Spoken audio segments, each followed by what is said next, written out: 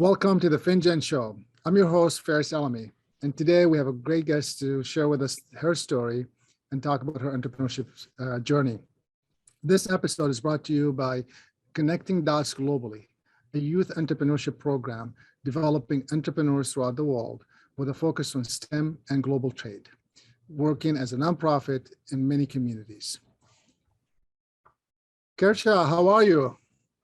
I'm great, Faris. Thank you so much for having me and, sharing on your platform, which is impacting lives in such an, powerful way. Thank you for all you do. Oh, thank you. Thank you so much for being here. I'm excited about talking to you about your journey. Reading your little application is always fun to see the different ways that people start.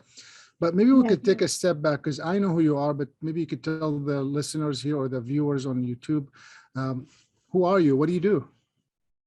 So I am Kirsha Campbell. I am a twin mom, and I do help entrepreneurs, CEO, business owners scale their cash flow, their profits through setting up strategic financial systems. So I'm pretty passionate about getting your numbers actually converting to cash flow, money in the bank and assets, and building recession-proof businesses. Yeah.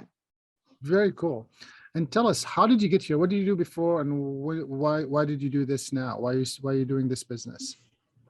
I actually was in the corporate world before, and I was doing what I'm doing now in the corporate space. And I did see the support that was needed for small business owners, entrepreneurs, and even those CEOs in the corporate space as well. There was greater support needed to help them to understand their numbers, say goodbye to overwhelm and confusion, chaos. So that was what really drove me to really branch out and start doing this, in a more impactful way than being in the corporate space.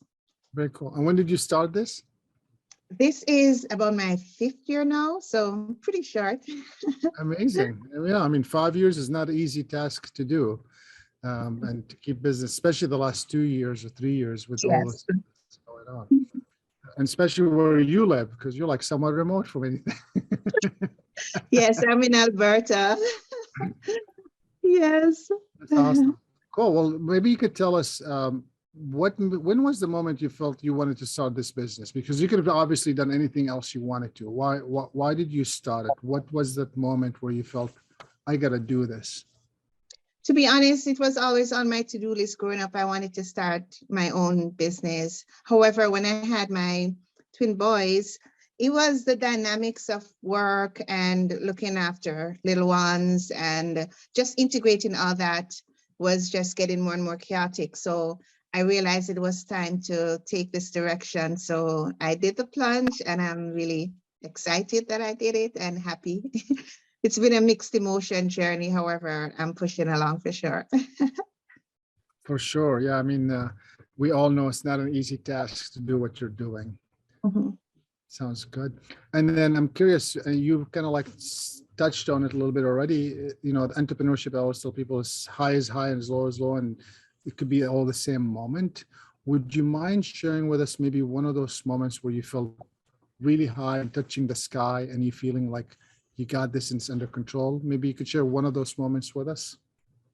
One of those moments was when I was approached by a training company on LinkedIn. They reached out to me to train executives in the Caribbean and in Asia. So I was really, really pretty excited. I was like, okay, how did you find me? They said, I saw you doing your videos on LinkedIn. So I was just pretty elated that, they saw me, and it just gave me a great and a new, is it rush of adrenaline? They call it adrenaline, to keep going. So you are being seen. Even sometimes you think no one is observing or you're not making an impact, you are. So that was a really high moment for me. Wow. Thank you very much for sharing that. I'm sure there are lots more high moments, and and of course there are some low moments. Clearly we can keep this going, but I'd like to do, if you don't mind, we're going to take a short break and we'll be right back to continue this conversation.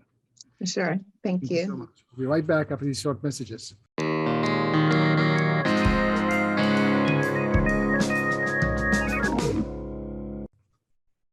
Welcome back. Thanks for being here with us today. And let's continue the conversation with Kirsha and to hear about a little bit more. We heard a little bit about your up moments, and I'm sure there are lots more of them than what you shared. Would you mind sharing with us maybe the moments where you felt maybe at the time the world is ending and you may need to rethink about what you're doing with your business or something like that? I'm sure you've had many of them. We all do, right? So maybe you could share just one of those moments. Yes, I honestly have a lot. I still have some of those moments still, to be honest, just to be transparent. So a really low moment was my sons have had a series of surgeries and just various challenges, and it was I was at that crossroads. It's like, how do I keep going, doing my best as a mom, giving my best to clients, growing myself, just all those dynamics. So that was a pretty low moment for me. I felt like I wasn't sure if I was on the right path. I felt like, do I need to keep going, or how do I find that right integration? I don't like to use the word balance because it's never balance. It's how do I integrate it all? So that was a really low moment for me. And another thing that led to that was I just was not getting the results that I wanted to see. So that kind of just put the icing on the cake too. So it was a bit of all of that for sure. That was a pretty low moment for me. Well, thank you so much for sharing that. I know that's very difficult, and I'm sorry to hear what's going on with your son. I'm hoping that he's doing better and moving on from that. And those moments, I mean, I always tell people, if you don't have those moments all the time, that means you're not practicing entrepreneurship, right? It's just part of the journey that you have to feel the world is, you're winning and the world is ending all the same time. I use this example of like you get a big contract and you're like, this is awesome. You're like, oh no, how am I going to do it? Or the other way around, you lose the client and now you're thinking, oh no, what am I going to do next month? And you figure it out. So thank you so much for sharing that. I think one of the things we'd like to do through this conversation is to really shed a light on the reality of these ups and downs moments, but also the reality of you kept moving forward. You didn't stop. And that's really what it comes down to it. As long as you keep moving forward, you continue to go where you want to go. Yes. Cool. Well, looking back 5 years ago, it's hard to tell what you would have told yourself because what you knew back then is probably not what you know today. And there's just your capacity of learning, your capacity of wording, your capacity of work completely changed. What would you tell you, young self, 5 years ago, now that you know what you know today, or someone that may be thinking about starting an entrepreneurship journey, whether starting a business or working in a corporate? I definitely would say, don't wait for perfection. I'm very results oriented by nature. So that can be very bad at times. You want everything to be in place. You're looking at the results. And a lot of times you don't look at the journey. You don't look at, okay, I exercise 2 days for the week instead of all 5 or 7. So I would definitely say to someone starting out, focus on the journey. Not only how you are growing, but how you are impacting others. There are persons, even recently, I'll quickly say this out. A woman reached out to me and she was like, I see you and I just need to talk to you. And she was just outpouring so much that was happening. And, she with motherhood and business. And I looked at it and I was like, if I wasn't there and she saw me going, not that I'm perfect, then she wouldn't have been reaching out and, I wouldn't be able to support her. So always remember that it's not always about you. A lot of times we focus on, am I going to mess up? Am I going to say the right thing? It's not about you. It's less about you and more about how you're impacting others, how you're changing other businesses, how you're helping individuals, families. That is so much more important. So I would say anybody starting out, if you're an entrepreneur in the corporate space, look at how you are impacting others and just keep going.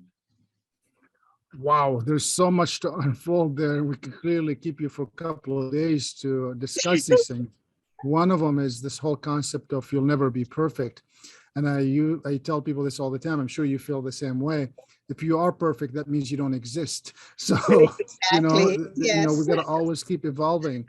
I have not yet, having dealt with millions of businesses all around the world, I have not yet to meet with anyone that felt their business was perfect, nor that they were perfect, right? It's just part of the journey. You just continue improvement and you continue to make it work.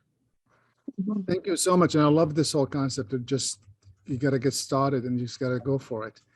Thank you so much for sharing that. I appreciate you being with us. Thank you for making the time, and I wish you the best of continuous success in your journey.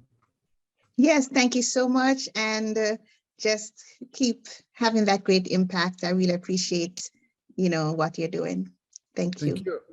For our listeners and viewers, thank you for being with us. This is the Finjan Show. I'm your host, Fair Salmi. Until the next show, have a great day.